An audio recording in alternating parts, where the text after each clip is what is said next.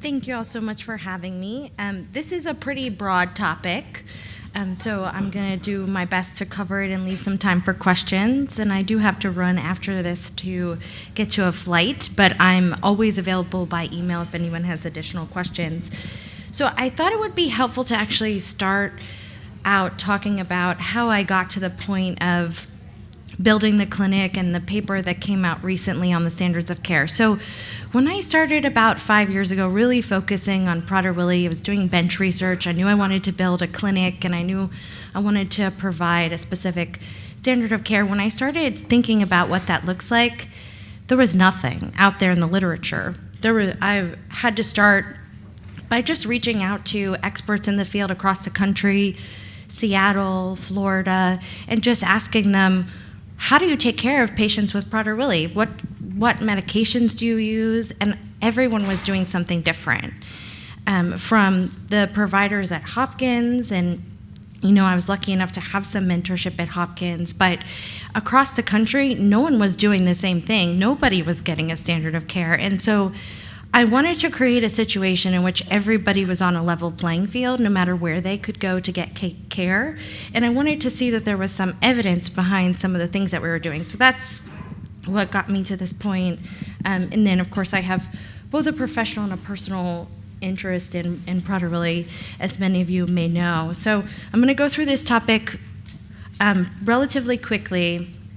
And it can't possibly cover everything, but this is sort of the approach. So this is just to say that what we know about Prader-Willi has changed, even since we did the natural history study to learn about all the features of Prader-Willi. And what's really been surprising to me is that in my practice at Vanderbilt, we have patients of all ages that we've diagnosed with Prader-Willi. We just diagnosed 22-year-old, 16, which is surprising because you think about low muscle tone, you think about developmental delays, and it's surprising that people are not presenting to care. And so, how many of you felt like this when you got the diagnosis of Prader-Willi? And so my goal with this is to give you a toolbox and to make some resources available. So I can't emphasize this enough because most of what we do with Prader-Willi, we don't have any evidence base for what we do. So it is reaching out to people in the community and finding your team that really makes all the difference. You're going to have good days and you're going to have bad days, and you need that team to celebrate the good things and to talk with you through some of the bad days. And it's really important to remember that you need to recharge too. And I see that, more at this conference, people are taking some time to get to know each other, and I think that's so important. But mom's days out, mom's night out, it's really important. Your mental health is just as important as your child's. And so we've learned that the more that parents recharge, the better job they do taking care of their kids and the better their kids do. I can't emphasize enough, I'm going to go through what I do and what we do in our multidisciplinary clinic at Vanderbilt. We try to practice evidence-based medicine, but 9/10 of what we have available to us we don't have all the data we need to make decisions sometimes. And so it is just often based on our clinical experience. We learn so much from the families that we see and from the feedback we get from the community. But there's no single right answer here. This is just one practice approach. And I can't emphasize also, you've heard all the amazing therapies coming. A lot of us are also working on things, and don't ever lose hope. There are real treatments coming that will make difference in your children's lives. And so on those bad days, it's really important never to lose hope for what the future holds. So let's go through this. So these are the topics that I'm going to try to cover. And this is my expertise. So I'm a geneticist, but I do kind of comprehensive clinical care throughout life. I'm board certified in peds and genetics, so we see everybody in our clinic, but it's a team approach. I don't do the endocrine management. I have an endocrinologist, so we have a big team. So I'm going to try to go through this. So the original data, the IQs of individuals with PWS are in the 60s and 70s, and I think this is in part because we don't have great methods and objective measures to really learn about IQ, but I can tell you from my practice that this is false. There are very high functioning individuals out there with PWS who go to college, who gain independence, and I think if we focus ourselves on this is the group that my child's in, I think it can be limiting. So I encourage people not to think about it like this. I think this is outdated, and I think I can encourage people more to get involved in things like the registry so that we can get more updated information. So this is a little bit controversial, but I'm just going to tell you about this from clinical practice perspective. So there's a lot of papers out there. This is from the literature. Individuals with PWS have autistic-like behaviors. Perseverating on questions over and over again, I think all of us can relate to that. Sensory things, touching everything when they're young, visually inspecting everything. These repetitive behaviors are all really common. Poor verbal skills tend to be more associated with a diagnosis of autism, which doesn't surprise anybody because that's part of autism, is the difficulty communicating. But all of our kids have perseverative behavior, rigid behaviors that get in the way of their daily life activities. All of our kids have problems communicating, particularly around their emotions and feelings, which sometimes can lead to some of these outbursts that we see. And then you have to think about it from the perspective of what can we do to help?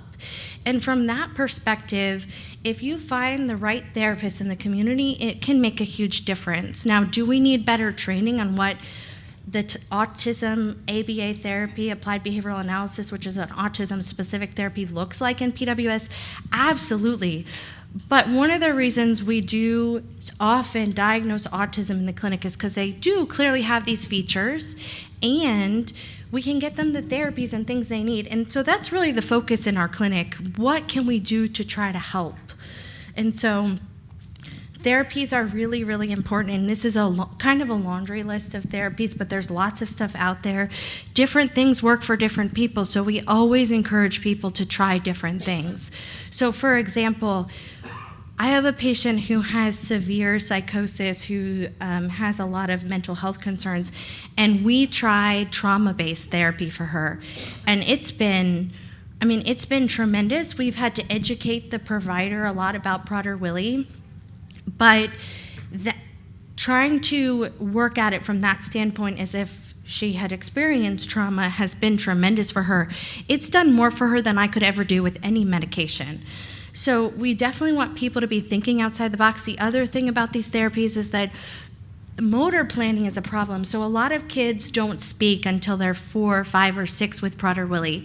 And the reason for that is most often not because they don't cognitively have the ability to speak, but it's actually a problem with motor planning called apraxia. And so there's different types of therapies that I've learned about actually from other disease communities for individuals who have hypotonia, something called prompt therapy, prompts for restructuring oral and muscular phonetic targets. And that's something that's helped kids tremendously that we've been able to implement in our clinic, where it has to do with multiple different modalities of working with someone to develop a communication, and also lots of hands-on helping people figure out what kind of mouth manipulation will help them get those words out. But we've had people try all kinds of things, and the challenge is that there's no specific data about any of these therapies specifically for PWS. One of the things we really encourage for kids in this age group from very young is independence. Independence is something that our clinic works really hard with families to encourage them to be okay with their child doing more things independently. And one way to that is through adaptive sports and exercise. So Special Olympics is something that's great to get kids involved in. These kids love to be competitive. They love to get involved in things, and they love to feel normal, whatever that means. And so the more things you can do to get them involved and treat them as if they're normal, the better off they do. And it keeps them active. And the earlier you get them involved, the more active they stay. So they can, get them involved in swimming very early on, and then it's their thing. They love it. It gives them some independence, and that can really help with maintaining weight and having other things to focus on as they get older. And it's really important to set expectations. So one of the things I do in clinic frequently is actually draw up a contract with the child with PWS. So in clinic, we get a piece of paper, we have to sign it, which gives them some independence and ownership over it too. And we always come up with some goals of, these are the expectations I have for you by the time I see you in clinic next time. And if you reach these goals, what would you like as a reward? And we do things like puzzles. Sometimes kids want attention from parents, and what they want to do is have a day out with mom or dad to go to a movie. And so we try to help support those types of activities to try to motivate them. It's really important to really understand the personality of your child, and individuals with PWS have a very specific personality that makes all of us fall in love with them. And one of them is that they're people pleasers. They really want people to be happy with them. So one of the things that we notice that leads to outbursts, particularly in school environments, is if they even just feel like they did something wrong. Not necessarily that they even did something wrong, but that they feel like they did something wrong. They really want to be seen as helpful. They want a job. They want something that they can own. They want to have a social outlet. And it's very important to think about what your child loves. For a lot of kids with PWS, it could be animals, focusing on babies. There seems to be a big interest in that. And so it can be great to kind of capitalize on their specific interests and give them some independence through those interests. They also love competition. So that is something that we use in our clinic, where they have certain goals, and they have certain goals for us as well, and we both compete to see who can complete their goals, and that helps too. They really like Fitbit because they can focus on numbers, and so that can be something great. And sometimes you also have to remember, sometimes they do things they cannot control. So no matter how many times that you want to discipline them or get upset with them, it's not something they're going to understand the consequences for, because they can't control that outburst or how far things went when they got upset. So behavioral outbursts become more of a problem as you get older.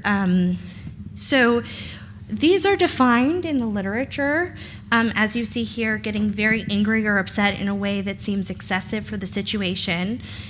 The best way to treat these is to figure out what the trigger was. Sometimes changing medications is not going to do anything until you figure out what the specific trigger was, whether it be something small in their environment that changed, something they perceive that they did wrong that they're perseverating on. And so it can really help to try to figure out the trigger to treat the problem. At the time, sometimes you just need to give them space. You need to make sure they're in a safe place, and you just need to walk away and give them some time.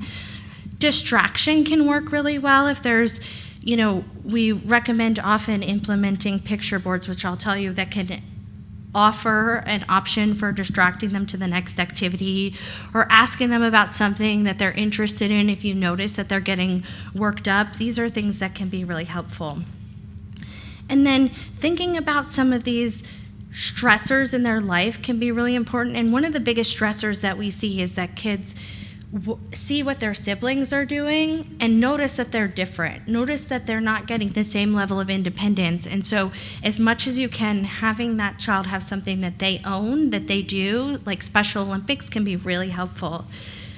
Treating anxiety can help. And then sleep apnea is one thing to consider if you notice that your child's having more irritability. This is true at any age. This would be one of the things that would prompt potentially a sleep study as well, to rule out a potential cause of sleep apnea.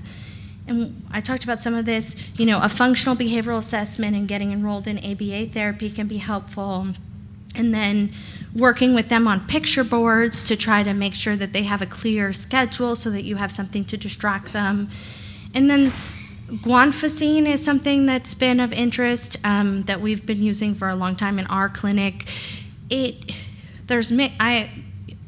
important to do this study to learn more about how that works and if it works for everybody. And then treating anxiety, some of the medications we use to treat anxiety that can trigger these episodes and also help with skin picking, you have to be really careful because they can be activating. So if your child's, if you notice some of this magical thinking, you want to be careful about whether you start some of those treatments before you figure out if they need other medications that be helpful for them. So magical thinking and psychosis, I call this magical thinking because it sometimes starts with kind of sensationalizing things. So the best example I can give for this would be, we had a child who was obsessed with Spider-Man, very interested in Spider-Man, saw the new Spider-Man movie, and then got in his, was so excited about Spider-Man. Oh my gosh, Spider-Man saves the world, Dr. Duis, Spider-Man is great, went to go see this movie, and got in his head that he was Spider-Man. And so it's rooted in reality. He saw the movie, but then he got in his head he was Spider-Man. He actually got on a bus and went to New York City by himself so that he could save the world like Spider-Man. And so we see that a lot where there's rooted things in reality. Someone thought they heard something, it was their perception of it, and it gets kind of sensationalized. And then there are kids who have florid psychosis too, but one of the things we do to manage this, it is a case-by-case basis, and so it's hard to give like a guideline. And you want to make sure kids are safe, and so you want to be treating this to make sure people are safe. And then there's a little bit of data out there. It's hard because some of these medications impact weight, and so you want to be really careful about that. And so we've been, we need to publish our data, but we've been using a lot of lithium to manage this piece, along with, guanfacine to try to help with some of the outbursts. So I'm going to kind of change gears here and talk about nutrition, and we're working on some nutritional guidelines to really give people some guidelines to use that are out there. So these are the nutritional phases that have came out of the natural history study from the group at the University of Florida. And you can see that there's, they tried to clearly define stages. I think the most important thing is that there is this period of time, in the 2 to 4 age range where we do see kids jumping growth chart levels, and we do see that they're gaining weight, and it's not necessarily because anything changed in their environment. And then as they develop the hyperphagia, hyperphagia is really hard to define because I think all of the behavioral things we've kind of been talking about may go along with it, but hyperphagia is an inability to feel full, and I think the most important thing to remember about this is that it's a genetic drive. So I like to describe this on school IEP meetings as if you think about your worst day where you don't eat lunch and you're irritable. This is how these kids feel all the time. And so it does help to make sure everyone understands that, because when you're talking about consequences, it's not a moral issue. It's an issue of this is the way that they're programmed. And if you think about feeling like that all the time, it gives you a little bit of compassion about some of the outbursts and things that go along with it. And so it's really important to describe it that way. The other thing to know about this is with the nutritional phases, this is just sort of a guide, but it doesn't mean that this is, if your child is 8, they have hyperphagia. There is a spectrum here, and so it can be really hard also with environmental controls in place, which we do recommend, providing that food safe environment, because we also know that it has other impacts like decreasing anxiety. When you provide that safe environment, it can be really hard to tell what phase they're in at that point. So I think make picture schedules so that kids know exactly when they're going to be eating and that you can refer back to. If you're worried that your child has been gaining too much weight, or you're worried that your child it is headed in the direction of hyperphagia, we always tell families at that point that you want to start small when you're implementing diet changes. If you go to change everything all at once, it's not going to be successful. It really has to be the whole family that does it. And so eliminating added sugars is an easy way to get started. So starting to read labels and making sure that you're trying to make things at home and not adding any extra sugar. Decreasing portion sizes can be really helpful, and then just start adding a lean protein to every meal and replacing something else slowly. We often tell kids with Prader-Willi that one serving size is the size of their fist. It has to be their own fist, and that can be really helpful, especially if you have a child who's really interested in being very rigid about sizes of things. It can be a little bit frustrating, but they can measure exactly that. So we do tell them that in clinic if they want to take more ownership. And then you do want to be thinking about, we call it thinking about the glycemic index. So how much does a food that you take in raise your blood sugar when you take it in? And so it can be helpful to calculate net carbs, which would be the total carbs minus the fiber. And you have to be careful with this because traditional Atkins literature says you can subtract out the sugar alcohols, but that's not typical thinking in terms of diets for kids with PWS. And then we are learning, and so this will be in our guideline, that oftentimes you do have to count calories. So even in young kids, we have kids who come in where it's impacting their development because they've gained weight very quickly. We will, with close oversight, and you would never want to do this without having a nutritionist help you who knows about PWS or even remotely, we do sometimes have to restrict calories to get them to a safe weight. And then these are just the low glycemic index foods, and this is just for your reference. But we consider low glycemic 55 and below, and high glycemic anything above 70. And so you want to pay attention. So fruits are okay, but you want to do higher fiber fruits, so things like berries. Most vegetables are okay, but we avoid starchy vegetables, things like peas. And so I have all this in here with you, but just based on time, I'm not going to go through it in a whole lot of detail. You want to have a balanced diet, so you want to have something from all the food groups. And then you want to have some oversight from someone who has some experience in nutrition. And so I'm going to share this slide deck with them, and hopefully they'll share it with everybody. But it just gives you an idea of what a meal kind of would look like for kids with PWS at different ages. And truthfully, this is just a healthy diet. This is just a healthy diet for children these ages. And I have some snack ideas. So you want to make sure that they're drinking water. So we recommend, incorporating water very early on, around the time that you incorporate solids. And so there's a lot of stuff out there. Kids with PWS traditionally don't like to drink water. It may be because of the thickness of their saliva, the salt content.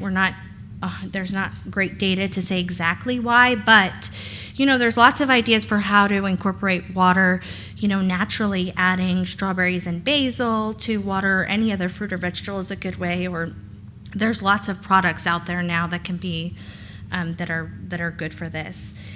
So growth hormone, I can't emphasize enough that growth hormone is a standard of care in PWS, and so we have a NICU protocol that we started. We actually implement growth hormone in the NICU.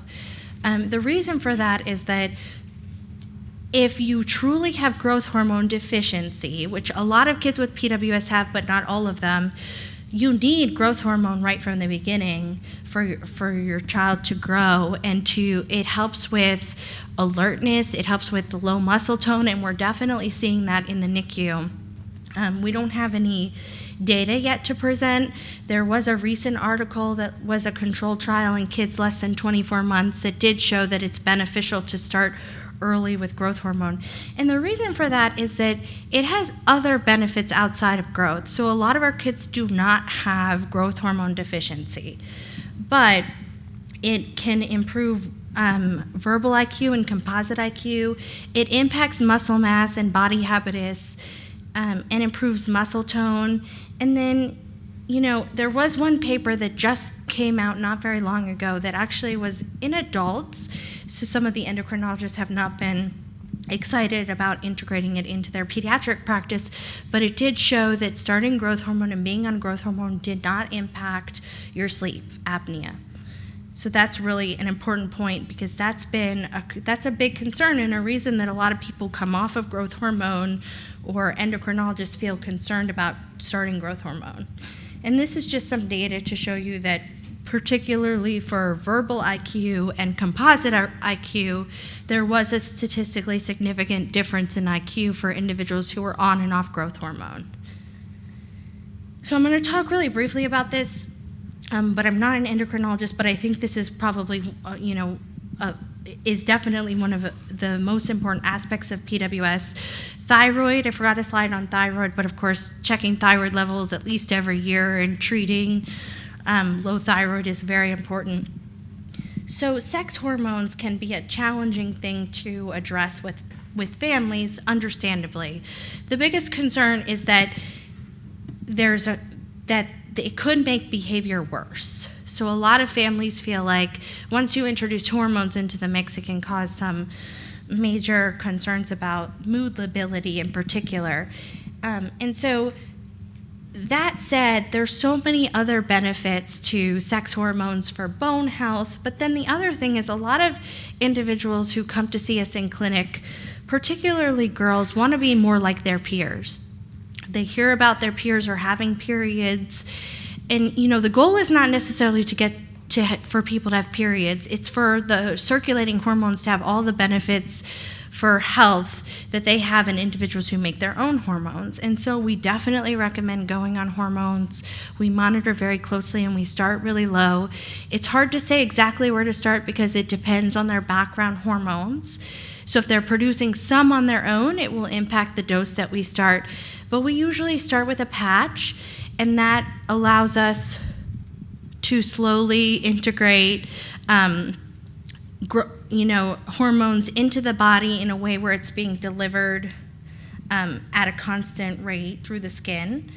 And then we recommend monitoring bone health, so getting DEXA scans every year. We have not seen it impact mood, but you have to be really careful because once we start it, it's not good to start it, stop it, start it, stop it, because especially for girls, you can cause something called disruptive uterine bleeding. And so we've had a few patients where parents were reluctant to start it, but got it started and went off and on it, and that can cause huge problems. So you definitely want to monitor closely and make sure families are compliant. And then males as well, testosterone has a lot of benefits, and so you want to make sure that you're very closely monitoring whether they're making their own, and that you start hormones to allow for some of that also independence. And then reflux is a big problem in Prader-Willi as well, and so this is something to keep an eye on because they can, even as they get older, there can be some regurgitation of foods and re-swallowing of foods with reflux, so you want to treat this pretty aggressively. And then constipation is a big problem for most individuals with PWS. And it's really important to treat this aggressively. So we have a lot of individuals come in who have ballooning out of their belly, a lot of gas in their belly, and then parents say, no, they're pooping normally, we don't have any concerns about their pooping, and you'll get an x-ray and they'll have a lot of poop on their x-ray. And so sometimes just cleaning them out can really be helpful. And so we try to have everybody use natural supplements all the time to try to treat constipation and then keep an eye on it. And sometimes we do get regular x-rays if we feel like it can be hard to tell because they're passing regular stool, but they're still constipated. And then gastroparesis is a big topic, and it's really hard to treat in this community. Sometimes just getting the constipation under control is the answer. But gastroparesis is slowed gastric emptying, and they get these chronic episodes of gastric dilation, so their belly gets filled with gas and can become very distended. And there's a lot of ways to diagnose this. Most of the time operating on the assumption, at least in our clinic, that they have gastroparesis. There's lots of ways to manage it, sometimes maximizing reflux. There's soft diets, helping with agents that will speed up gut motility can be helpful too.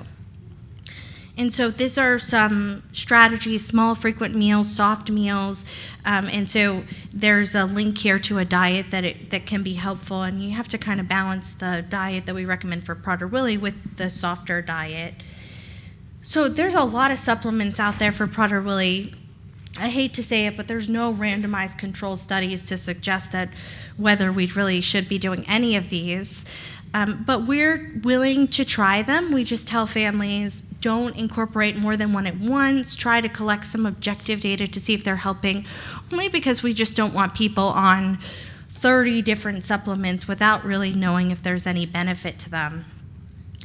And so these are I'm just going to go through them really quickly. So there's a couple of them, Coenzyme Q10 included, that the thought is that the powerhouse of the cell called the mitochondria, that's very important for how our body makes energy, is impacted in Prader-Willi, and there's some recent data that just came out about that as well.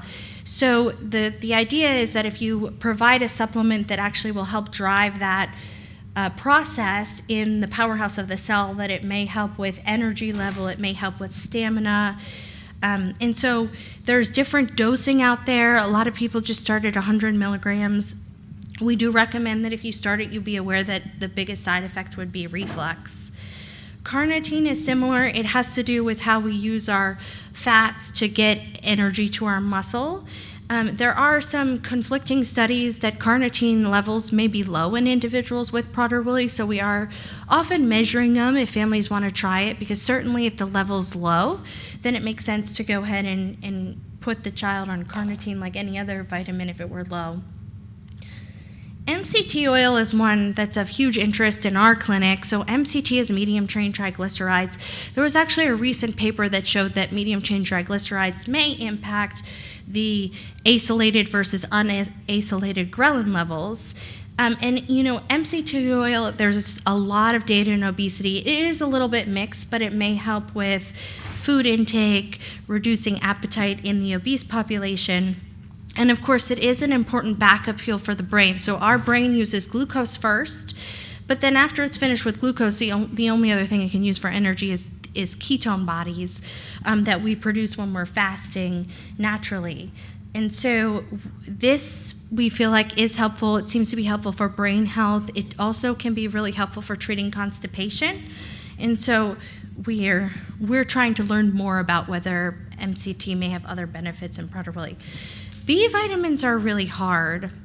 You know, if you look at vitamin B12 in particular, the levels are always high in individuals with PWS, and part of that is because it's something called an acute phase reaction. So if there's a lot of inflammation in the body, it goes up.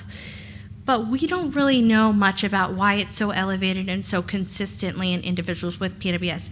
We see people come into our clinic doing all kinds of things, including injections of B12, with a thought process that maybe our body does not produce the active B12 and that we may need to be giving injections to really bypass the system and provide active product to individuals with PWS. There's no data to suggest that's true. People who have disorders where they don't make active B12 often have abnormalities on their blood cells that we don't see in individuals with PWS. So we have a hard time continuing injections. It's an intramuscular injection into the muscle. We always have a conversation about it. Some people do feel like it helps with stamina, but I just don't have any evidence to say what we're supposed to be doing. DHA is one where we don't have a lot of evidence. This would be like omega-3s. We don't have a lot of evidence to say whether they're helpful, particularly for PWS, but in the neurodevelopmental community, in particular autism, there's a lot of data that this may be helpful, as well as for psychiatric disease. So we do often talk to families about supplementing with DHA and see if there's any benefit. Skin picking. A lot of times skin picking can be around times of anxiety, so sometimes just treating anxiety can be helpful. There's a couple of papers out there that are case control studies and reviews that have looked at N-acetylcysteine for skin picking. It's mixed. Some people seem to respond to it and some people don't. It was typically recommended that you get an effervescent tablet called Pharmanac, which is less widely available. So you can buy N-acetylcysteine in tablets and widely available online, but Pharmanac itself has been really difficult to get.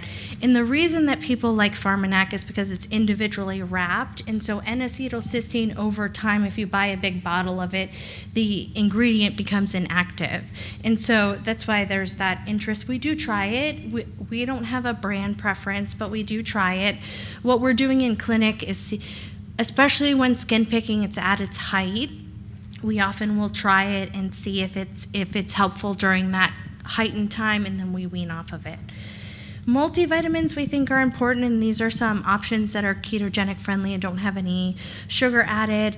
The other thing is vitamin D and calcium, especially for bone health, and especially if your child's not on hormone replacement therapy as they get older. Now that's going to be kids more in the adolescent stage, but we know that bone health is really important for Prader-Willi, and so we do often check calcium and vitamin D.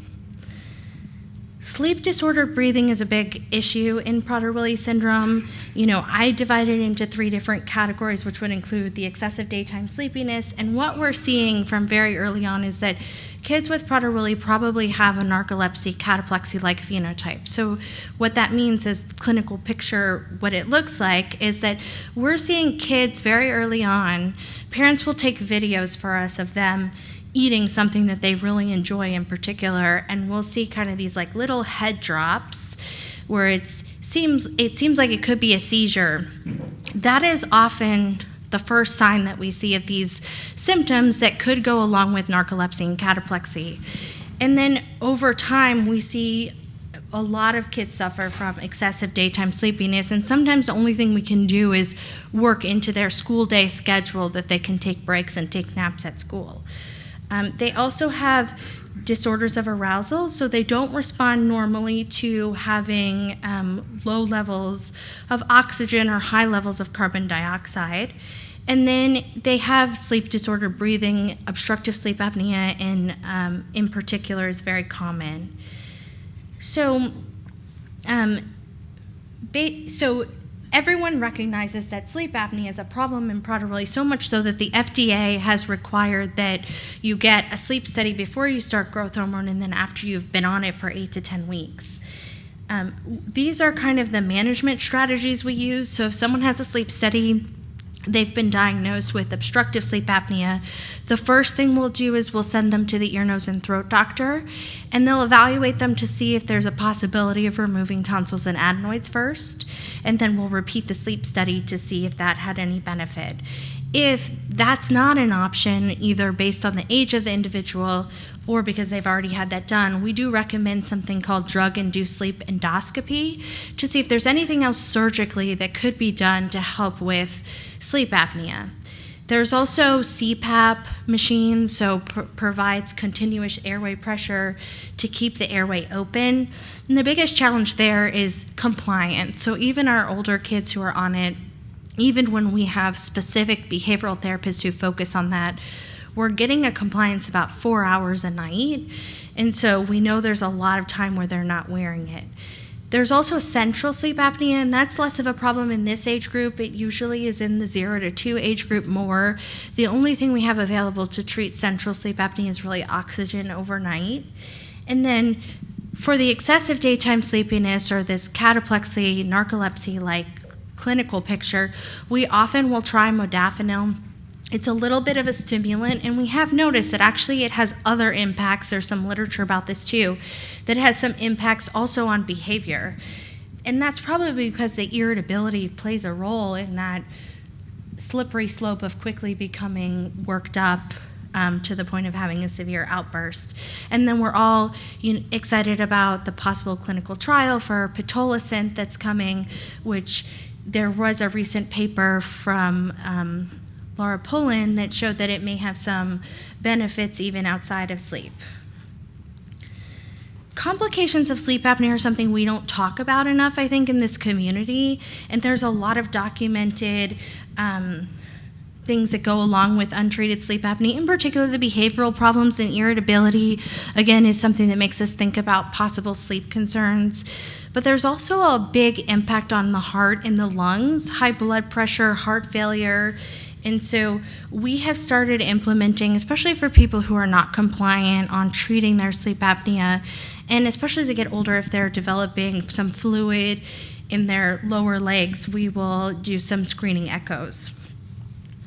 Other treatment considerations, scoliosis is a big one that we see frequently, and the main thing I'll tell you about that is that from a non-orthopedic perspective, we try to monitor this really closely because kids with PWS get a lot of times an S-shaped curve in their spine, and if you think about that, because typically you would see the spine clearly go in one direction, but when it's S-shaped, when you look at it down the back, it actually can look straight.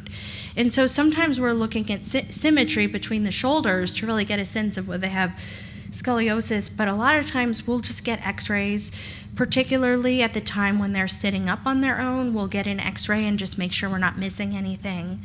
And then allergies are pretty common. We don't have a lot of data about this, but we see it frequently, especially in younger kids. And so thinking about allergies can be really important. So I'm not going to spend too much time talking about oxytocin. There's a lot of interest in oxytocin throughout ages. You know, does it help with feeding? Does it help with social anxiety? Does it help with behavior? Does it help with the hyperphagia? There's some data out there.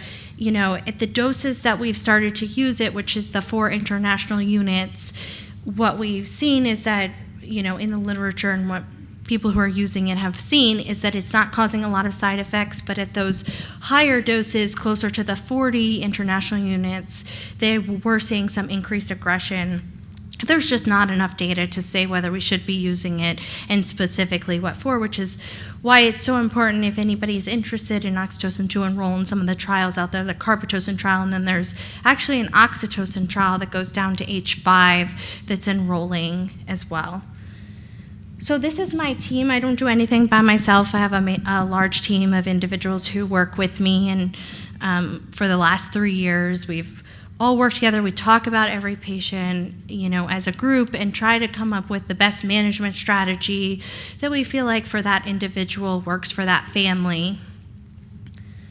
And so this is another resource for you guys. It has helped families, definitely. If you have questions about growth hormone, we definitely stayed in there that growth hormone is a standard of care throughout life. And so it's what we started with, and we have many other guidelines we're working on for anesthesia and diet, and we're trying to do some data-driven work and put stuff out there for people to have available for their providers. So thank you for your attention.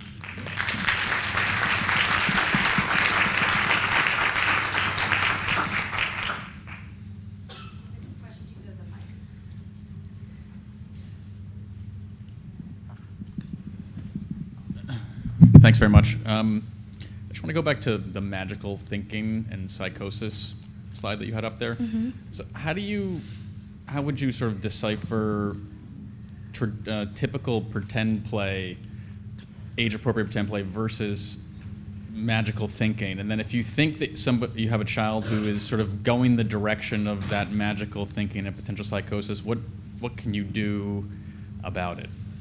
That's a great question. So I think part of that is based on the age of the child.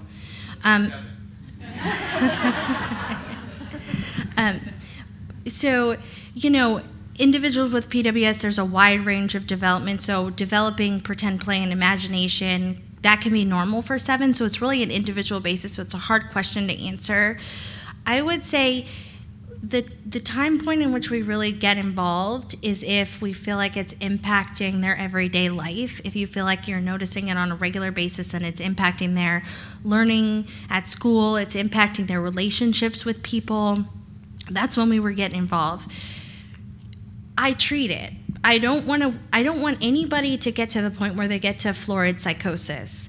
And so I start really low doses of medication, but it does prevent those, you know, I feel, and of course I need some data, but I feel like starting treatment at the time of concern, if it's impacting their life, makes a huge difference in their quality of life for the rest of their life. So we start low doses of medications and monitor really closely. And it's really important to say, just because someone was on a medication, it doesn't mean they need to stay on it for the rest of their life.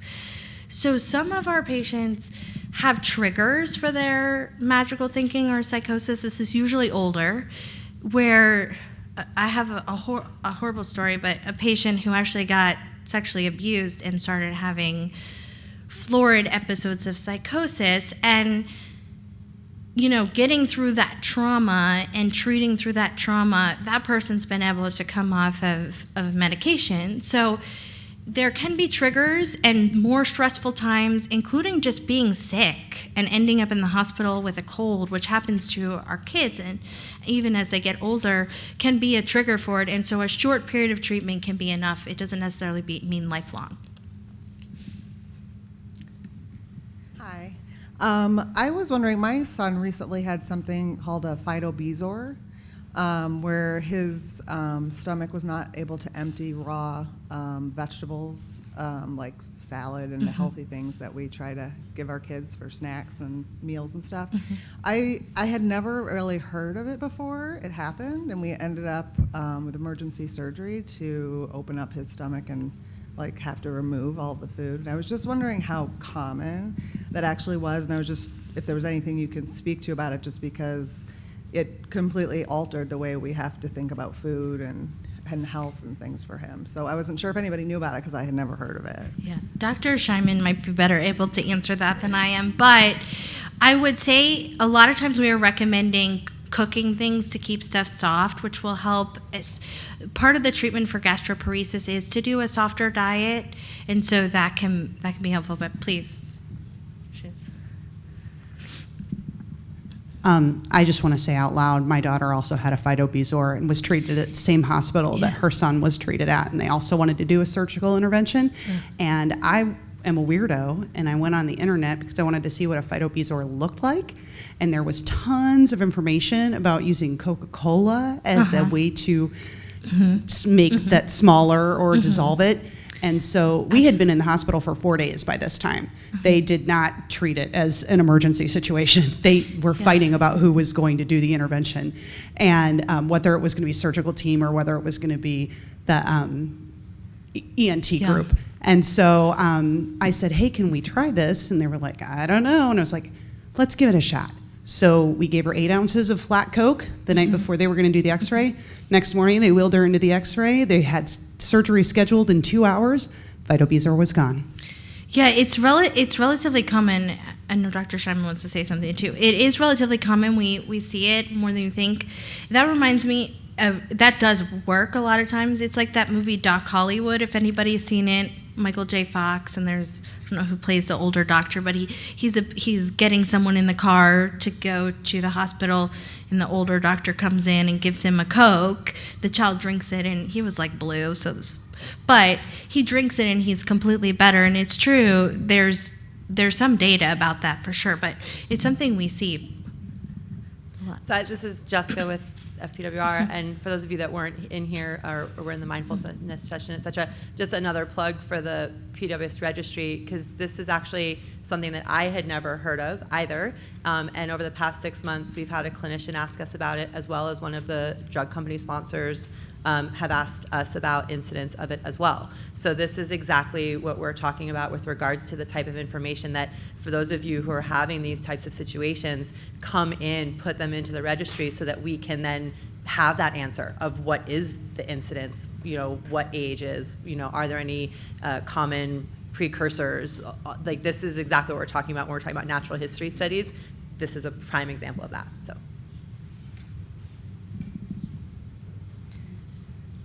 Hi there, thank you. Yeah. So I have a daughter who's 12 years old. Her name is Sophie, and I've never really thought of her play as being like magical. How did you? Yeah. Magical thinking. Magical thinking. However, within the last, I want to say about 4 years, she has had conversations with herself, and she kind of just she doesn't say it out loud, but she's just having a conversation with herself and answering herself. And so that's what it looks like. And I've just noticed that that's increased quite a bit. So I just don't, but then when you said, does it disrupt her day? Not really. It's happening a little more, and I know it's happening in school also. So it just looks different. And she's in the gen ed classroom, so she's with typical peers. And so we don't know if it's something that we need to start looking at and seeing if it's something that's going to disrupt her days in the future. So I wanted to answer a little bit about that. Also, Sophie also just recently had pharyngeal flap surgery, and so I just wanted to mention it here because I think it's really beneficial for families to learn about that also. So it's helped her. And I haven't noticed it, but everybody else has noticed it. It's so she had hypernasality, and so there were certain sounds that she wasn't pronouncing fully. And she reached a point in speech therapy where she kind of hit a wall, and we weren't going to see any more improvement. So the speech pathologist 4 years ago mentioned looking at physiologically what was happening, and it was mentioned back then. We were kind of not ready to do a surgery like that because we just didn't know if it was really going to change much, and to go into do something so invasive.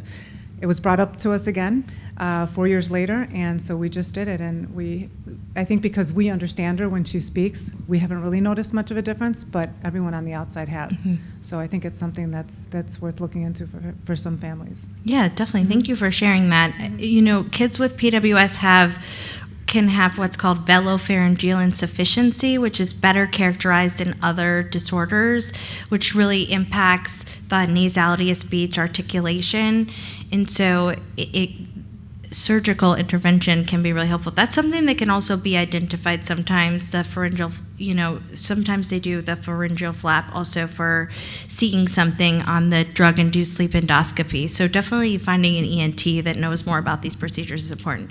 To answer your first question, that's a hard question to answer without knowing more.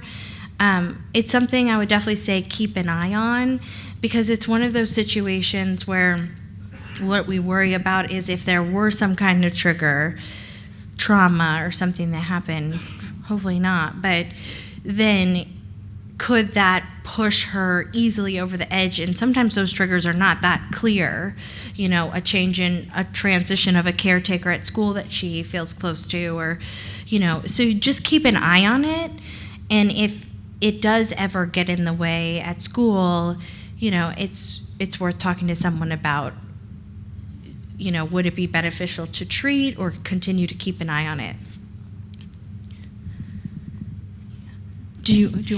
Dr. Scheinman, please chime in, and then we'll. That's fine. So there was a hotline so that you could reach an expert, and I have had many calls of patients that have had big food boluses. We encounter it not uncommonly in peds GI, and I'd say we very rarely have people have an operation to decompress. There usually are many ways to handle it.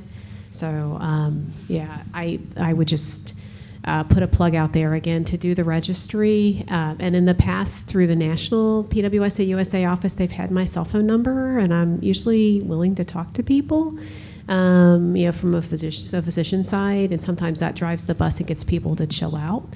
And also on the flip side, it also gets people to respect that if a child with PWS doesn't want to eat, that they need to pay attention to that.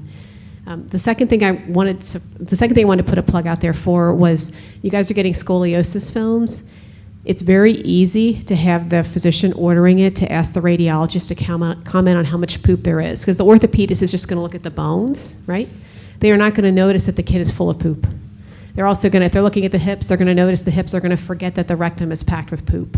But if you insist that they write on the request, please comment on how much poop there is, you will get an idea on something that you're doing on a non-infrequent basis on whether you have constipation well managed and if it's an issue at all. And an ounce of prevention is worth a pound of cure. Those were just my thoughts, that's all. Thank you. Thank you. Look, I was just hoping you could please comment on how in your clinic thyroxine is being used. Is it being used for most patients, or is it only being used in those who are frankly thyroid hormone deficient? It's a good question. Actually, came up recently in clinic. So we look at levels. If anyone's really borderline, looks like they may become low, we go ahead and start, but we monitor levels really closely and make sure they, the problem with thyroid hormone is you're not going to treat someone's thyroid and it's going to go through the roof. And so you really have to, and you want someone to be euthyroid, so you want them to have normal thyroid function. So if someone is in the normal range, we don't treat thyroid. And there's some information out there that maybe it helps with weight or maintain weight. That hasn't been true in our practice. Great. So roughly what percentage of your practice do you think would be getting replacement? It's a good question. Maybe about 40%. Yeah, okay, thank you. Mm-hmm.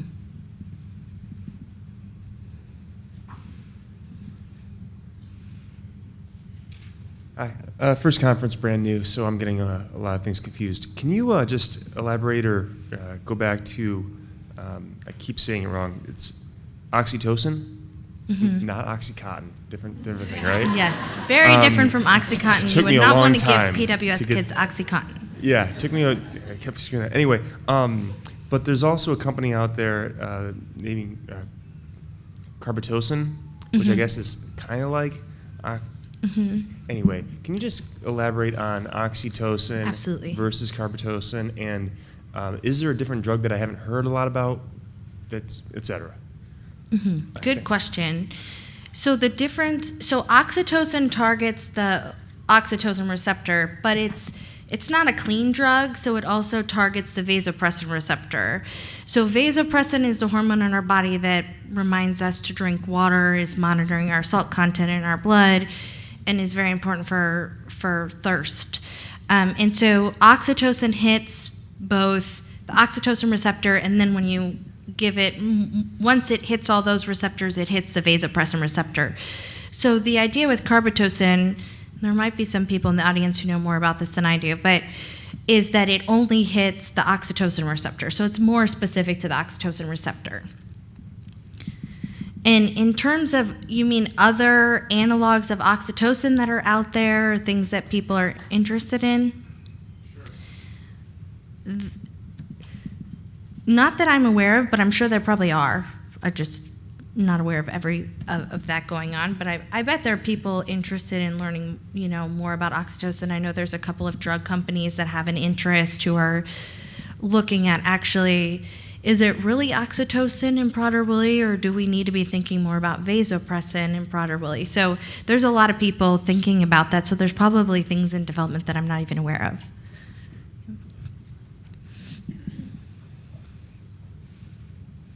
Other questions? Thank you, guys.